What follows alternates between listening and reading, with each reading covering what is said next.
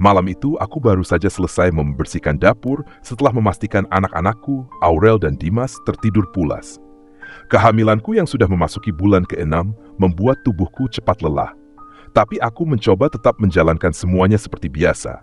Seperti banyak ibu lain, aku ingin memastikan rumah ini terasa hangat dan nyaman. Rizal, suamiku, belum pulang meskipun sudah lewat pukul 10 malam. Dia bilang tadi sore ada rapat penting di kantor, alasan yang sering aku dengar belakangan ini. Aku mencoba menepis rasa-rasa khawatirku. Tapi ketika aku memindahkan ponselnya yang tertinggal di meja makan, aku melihat layar yang menyala. Sebuah pesan singkat dari nomor yang tidak dikenal. Pesan itu hanya berisi, "Kamu jadi datang malam ini."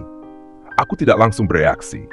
Aku menenangkan diriku dan meyakinkan hati bahwa ini mungkin urusan pekerjaan. Tapi entah kenapa, ada sesuatu yang tidak beres. Aku membuka pesan itu dan membaca riwayat percakapan. Detak jantungku semakin kencang saat mataku menangkap rangkaian kalimat yang terlalu mesra untuk disebut urusan pekerjaan. Malam itu, aku merasa dunia di sekitarku runtuh. Aku tidak bisa tidur malam itu. Pesan-pesan di ponsel Rizal terus terbayang di pikiranku.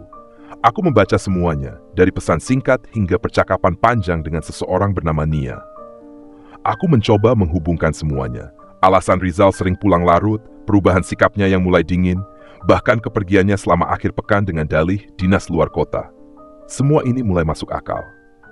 Aku merasa tubuhku gemetar. Aku menahan napas ketika tiba-tiba ku dengar suara pintu depan terbuka. Rizal akhirnya pulang. Dia tampak terkejut melihatku masih terjaga, duduk di ruang tamu dengan ponselnya di tanganku. "Kenapa kamu masih bangun?" tanyanya. Suaranya terdengar datar. Aku menatapnya lama, mencoba mencari jawaban di balik wajahnya yang terlihat lelah. "Ini apa, Mas?" tanyaku sambil memperlihatkan layar ponselnya. Rizal terdiam. Hanya sejenak, tapi cukup untuk membuatku yakin dia sedang menyusun alasan. "Itu rekan kerja, Dit. Jangan salah paham," jawabnya akhirnya dengan nada yang hampir meyakinkan. Tapi aku tidak bodoh. Percakapan itu terlalu jelas untuk disangkal. Aku tidak mengatakan apa-apa lagi malam itu. Hanya satu kalimat yang keluar dari mulutku sebelum aku meninggalkannya di ruang tamu. Aku butuh waktu untuk berpikir. Namun, di dalam hatiku, aku tahu ini adalah awal dari sesuatu yang lebih besar. Keesokan harinya, aku memutuskan untuk mencari tahu lebih jauh. Selama Rizal pergi bekerja, aku membuka ponselnya lagi. Aku menemukan foto-foto, bukti transfer, dan obrolan yang tidak bisa lagi dibantah. Hatiku seperti diiris-iris saat membaca bagaimana Rizal berjanji membelikan Nia barang-barang mewah. Bahkan ada diskusi soal pernikahan sederhana di suatu tempat. Yang membuatku semakin marah adalah saat aku melihat nominal uang yang dikeluarkan. Itu uang kami. Uang yang selama ini kukira akan digunakan untuk persiapan naik haji, seperti yang sudah kami rencanakan bersama. Aku mulai mengingat kembali saat Rizal memintaku menyerahkan semua tabungan itu ke rekeningnya. Katanya dia akan mengelola semuanya. Ternyata uang itu habis untuk wanita lain. Anak-anak memanggilku dari ruang tamu, membuatku terpaksa menghentikan pencarianku. Mereka menangis mencari ayahnya. Aurel bertanya, "Ayah kapan pulang, Bu? Kenapa ayah jarang main sama kita?" Aku hanya bisa tersenyum hambar sambil memeluk mereka erat. Tapi dalam hati, pertanyaan itu terus menggema. Hari itu, aku mencoba menjalani rutinitas seperti biasa, tapi pikiranku dipenuhi oleh bayangan tentang apa yang harus kulakukan. Malamnya, aku memberanikan diri untuk menelepon nomor yang sering berkomunikasi dengan Rizal. Suara perempuan di ujung telepon terdengar ceria. "Halo," aku berusaha menjaga nadaku tetap tenang. "Ini Dita, istrinya Rizal. Aku hanya ingin memastikan sesuatu." Hening beberapa saat. Lalu perempuan itu menjawab dengan nada gugup, "Saya tidak tahu kalau kamu akan menelepon." Jawaban itu cukup untuk memastikan semuanya. Aku memutuskan untuk menemui perempuan itu. Setelah meminta nomor teleponnya dari ponsel Rizal, aku mengatur pertemuan di sebuah kafe yang tidak jauh dari rumah. Aku ingin mendengar semuanya langsung dari mulutnya. Ketika aku tiba di kafe, dia sudah ada di sana. Nia, perempuan itu terlihat muda, mungkin tidak lebih dari pertengahan 20-an. Dia mengenakan pakaian modis yang terlihat mahal, kemungkinan besar hasil dari uang Rizal. Saat aku duduk di hadapannya, dia tampak canggung, namun aku tidak memberinya kesempatan untuk berbicara lebih dulu. "Aku ingin tahu sejak kapan ini semua terjadi?" tanyaku tanpa basa-basi. Dia terlihat ragu, tapi akhirnya menjawab, "Kami sudah bersama hampir setahun." Pernyataannya membuat tubuhku seperti lumpuh. Setahun. Selama itu aku hidup dalam kebohongan. Aku menahan air mata yang hampir jatuh dan mencoba tetap terlihat tenang. Apa dia pernah bilang tentang aku? Tentang anak-anaknya? Tanyaku lagi. Dia mengangguk pelan. Dia bilang kamu wanita yang baik, tapi hubungan kalian sudah tidak harmonis. Dia merasa terjebak. Kata-kata itu menusukku seperti pisau. Aku tahu Rizal telah membuat cerita untuk membenarkan tindakannya, tetapi mendengar langsung dari perempuan ini membuatku semakin marah. Aku mengambil napas dalam dan berkata dengan tegas, aku tidak akan membiarkan kamu atau dia menghancurkan keluargaku lebih jauh. Tapi yang pasti, aku tidak akan berperang untuk mempertahankan seseorang yang tidak lagi layak dipertahankan. Aku meninggalkan kafe itu dengan langkah berat. Rasanya seperti membawa beban ribuan kilo di pundakku. Tapi aku tahu ada keputusan besar yang harus aku ambil setelah ini. Aku pulang ke rumah dengan hati yang hancur, tapi di sisi lain ada rasa lega karena akhirnya aku tahu kebenarannya. Malam itu, Rizal mencoba berbicara denganku. Dia mendekat, wajahnya penuh rasa bersalah, atau setidaknya begitu yang dia coba tunjukkan. Dita, aku bisa jelaskan semuanya, katanya pelan. Aku tidak membalas, hanya menatapnya dengan dingin. Aku sudah terlalu lelah dengan alasan-alasannya. Setelah diam sejenak, aku berkata, Mas, tidak ada yang perlu dijelaskan. Aku sudah tahu semuanya. Rizal tampak terguncang, tapi tetap mencoba membela diri. Aku khilaf, ini cuma kesalahan yang gak akan aku ulangi lagi. Aku janji. Aku tersenyum kecil, tapi bukan karena aku percaya. Kesalahan, Mas? Kamu sadar nggak, ini bukan cuma tentang aku, ini tentang anak-anak kita, tentang semua yang kita rencanakan selama ini. Dia tidak menjawab. Aku tahu dia tidak punya jawaban. Malam itu, aku memutuskan untuk memberitahunya keputusanku. Aku nggak bisa terus seperti ini, Mas. Aku nggak tahu apakah aku akan bisa memaafkanmu. Yang jelas, aku butuh waktu untuk memikirkan semuanya, jauh dari kamu.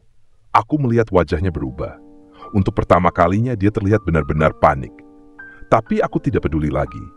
Aku sudah cukup terluka. Setelah itu, aku mulai mengemas beberapa barang. Aku membawa anak-anak ke rumah orang tuaku. Aku merasa itu adalah langkah pertama untuk melindungi diriku dan mereka dari kerusakan yang lebih besar. Namun, saat aku mulai merasakan sedikit ketenangan di rumah orang tuaku, satu fakta mengejutkan kembali mengguncangku. Di rumah orang tuaku, aku mencoba menata hidup kembali meski perasaan kecewa dan marah terus menghantui. Anak-anak mulai terbiasa dengan suasana baru, meskipun sesekali mereka bertanya kapan ayah mereka akan pulang. Pertanyaan-pertanyaan itu selalu membuat hatiku terasa sesak, tapi aku hanya bisa menjawab dengan lembut bahwa kami membutuhkan waktu untuk sendiri. Suatu hari, aku bertemu dengan sahabat lamaku, Sinta. Dia adalah seseorang yang selalu aku percaya. Bahkan selama aku melalui masa-masa sulit ini, dia menjadi tempatku mencurahkan isi hati. Sinta sering memberiku nasihat yang terasa menenangkan, meski aku tahu tak ada nasihat yang bisa benar-benar menghapus rasa sakitku. Namun, pertemuan kali ini berbeda. Saat kami sedang berbicara tentang Rizal, tiba-tiba Sinta berkata sesuatu yang membuatku tertegun. Aku sebenarnya sudah lama tahu tentang ini, Dit. Tentang Rizal dan perempuan itu. Aku membeku. Maksud kamu apa? Tanyaku, nyaris berbisik. Sinta menunduk, seolah menghindari tatapanku. Aku pernah melihat mereka beberapa kali.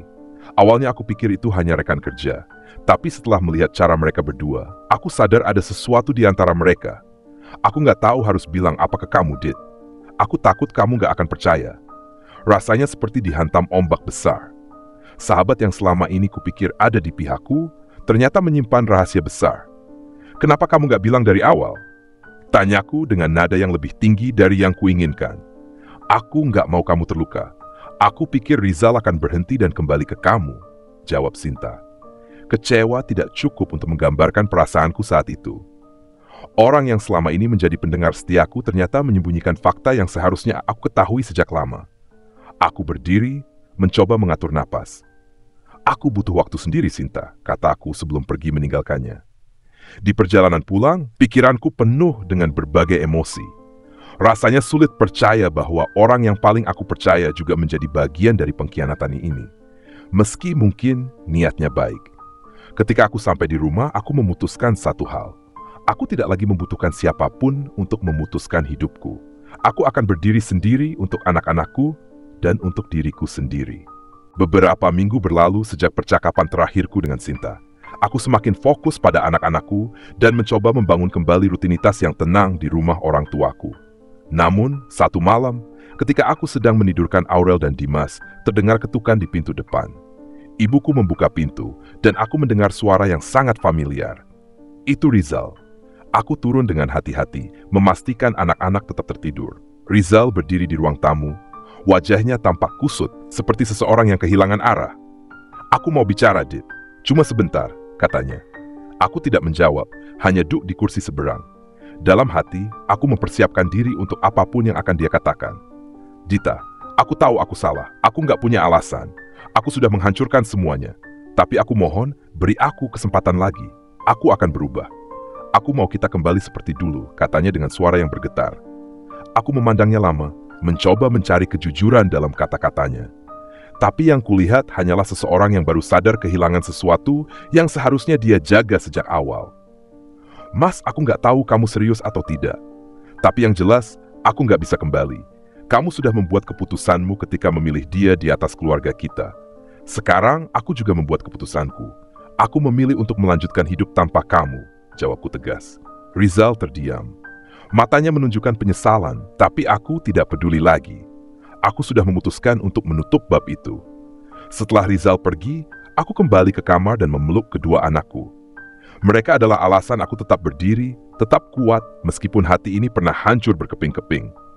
Aku tahu perjalanan ini tidak akan mudah, tapi aku percaya bahwa aku bisa melewati semuanya.